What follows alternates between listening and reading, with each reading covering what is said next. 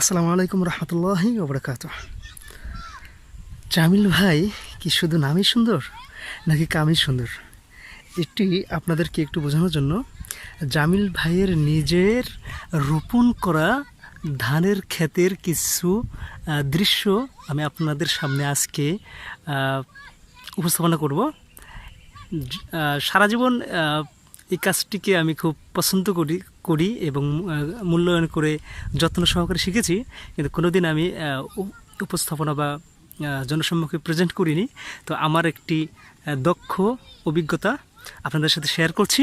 যারা ধান গাড়তে চান এবং যারা ক্ষেত খামার করতে চান, যারা আফগানিদের মতো বাংলাদেশে যারা ধান রোপণ করতে চান, কৃষি রোপণ করতে চান বা কৃষিকে উন্নত করতে চান, তাদেরকে অবশ্যই বলবো যে এইভাবে, এটা আসলে আপনারা মনে করতেছেন যে হতে পারে রশি দিয়ে লাইন করেছি, না ভাই। এই যে এই খুঁটুটি দেখতেছেন এবং মাঝখানে আরেকটি খুঁটু দেখা যাচ্ছে, এই খুঁটু, তারপরে খুঁটু এবং আমি আরও দেখাচ্ছি, সব খুঁটু আমি একাই রশি ছাড়া, দড়ি ছাড়া,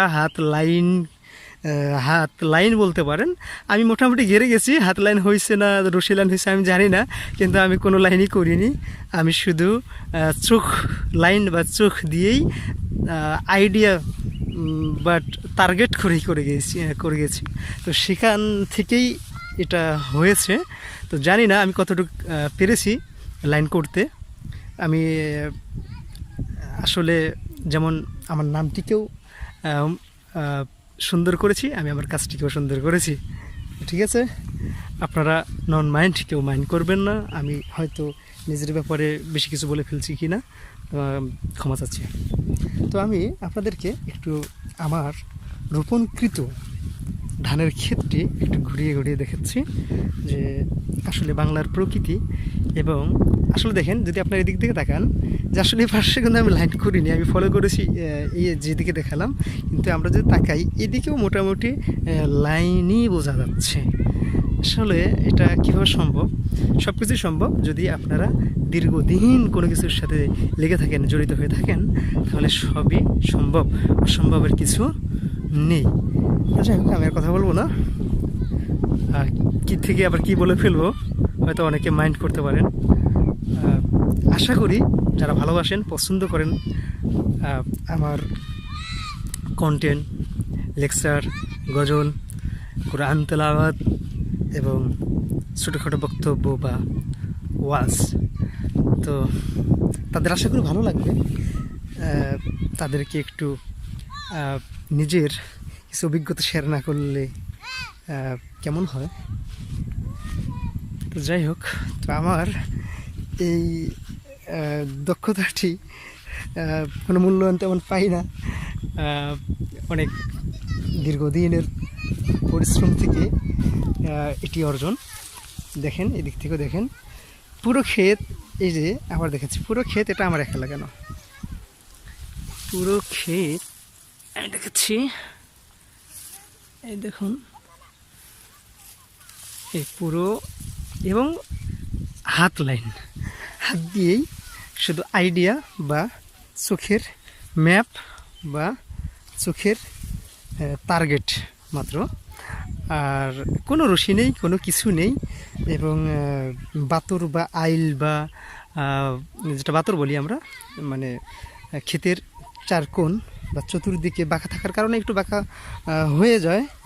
তো আশা করি সেটা তেমন একটি বোঝা যায় না, মনে হয় লাইন করেই গাড়া হয়েছে। সকলেই আমাকে বলতেছে আপনি কি একটা মজার ব্যাপার কি, আমি এখানে কাজ করছি বা আমি এই ধানগুলো রোপণ করছি, আমাকে অনেকেই বলতেছে যে আচ্ছা, আপনি কি রশি দিয়ে লাইন করেছেন বা করতেছেন? তো আমি আসলে হেসে দিলাম যে না, কোনো রশি কিছু না, এমনি গাচ্ছি। বলতেছে আপনার ধান গাড়া বা আপনার ধান খেতে আমার খুব ভালো লাগছে বা পছন্দ হয়েছে আপনাকে বা আপনার কাজকে। আসলে এরকম আমার এই কাজটির কত বাহবা পেয়েছি, কত প্রশংসা পেয়েছি, যেটা আসলে বলতে গেলে নিজের ব্যাপারে বেশি বলা হয়ে যাবে। বাকিটুকু আমি আপনাদের কাছ থেকে শুনতে চাই বা চাচ্ছি। আসলে মানুষের বাহবার সাথে আপনাদের বাহবার যদি একমত পোষণ পাই, তাহলে বুঝতে পারবো যে আসলে আমি সার্থক। যাই হোক, বিকেলের সুন্দর একটি হাওয়া চলছে এবং সুন্দর একটি আলোর সময় ভিডিওটা করা হলো, কারণ শেষ বিকেলের কালার মোটামুটি ইনশাল্লাহ এমনি ভালো হয়। তার মধ্যে আর কি প্রকৃতি, আসলে এটা দেখার তেমন কোনো ইচ্ছা না, কেন জানি মনে হলো যে সারা জীবন একটি কষ্ট করে গেলাম, সেটা কেন জানি ক্যামেরার বা ভক্তর শ্রোতা বা দর্শকের আড়ালেই রয়ে গেল, যেটার কোনো মূল্যায়ন আদৌ বা আজও পেলাম না।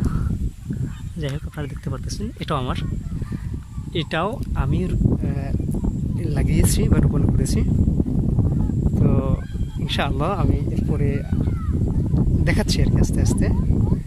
হ্যাঁ, আপনারা দেখেন যে কীভাবে সম্ভব যে রশি ছাড়া একা একা একা এভাবে হাত দিয়ে, এবং আপনারা খেয়াল করেন যে প্রত্যেকটি ধান গাছ বা চারা গাছ কীভাবে, দেখেন এখানে আমি একটু দেখাচ্ছি, আচ্ছা এখানে আমরা দেখাই, দেখেন কিভাবে প্রত্যেকটি চারা গাছ মানে খাড়া, এবং মানে মনে হয় যে একটা একটা করে মানে লাগানো হয়েছে, মানে কোনো দিকে হাল নেই, কোনো দিকে কোনো ভাঁজ নেই, একটি চারা উঠেও নেই, এবং আবার লাইন বাই লাইন। যাই হোক, নিজের ব্যাপারে বেশি কিছু বলতেও ভয় পাচ্ছি, কে কী আবার বলে বসেন, এই জন্য সরি। এটা আমি লাগাবো, এই যে অনেকটুকু জায়গা আছে মাঝখানে গ্যাপ, এটুকু আমি এই আর অল্প একটু সময় আছে আমার হাতে, আজানের মাগরিবের আজানের, এটুকুর মধ্যে আমি একটু লাগিয়ে ফেলবো। তো এই চারা এখন আপনাদের আমি যেটা দেখাচ্ছি, এই চারাটির বয়স মাত্র 15 দিন। এই 15 দিনের চারা লাগিয়েছি, একদম ছোট ছোট, দেখেন কিভাবে লাইন হয়ে আছে, এবং দেখেন যে ক্ষেতের সাথে মিশে আছে মনে হয়, কিন্তু এত ছোট চারা তবুও সেম ক্যাটাগরি, এটা আসলে আমি আমার এসে যায়, আমি এরকমভাবে ছাড়া গাড়তেও পারি না, এরকমভাবে ছাড়া আমি আসলে অভ্যস্তই নই, কারণ আমি সবসময় একটু রুচিসম্মত প্রত্যেকটি কাজ করার চেষ্টা করি। মানলেও সত্য, না মানলেও সত্য, আমি যে কোনো কাজ, যে কোনো পোশাক, যে কোনো কর্মকেই আমি একটু ভিন্নভাবে করি, আর সেখান থেকে আমার এটার আমি নিজ উদ্যোগেই আসলে এই কাজটিকে এইভাবে এই কর্মটিকে আমি এইভাবে বা এই কাজের বা এই ধান লাগানো আমাদের বৃহৎ যে আমাদের একটি জিনিস, যেটা আমার ছাড়া আমরা মোটেও বাঙালিরা চলতে পারি না, মাছে ভাতে বাঙালি এক কথায় বলা যায়। তো এটাই বলছি, দেখেন কিভাবে লাইন বাই লাইন, এত ছোট ধান, এত ছোট, দেখেন একদম ছোট ছোট, একদম ছোট।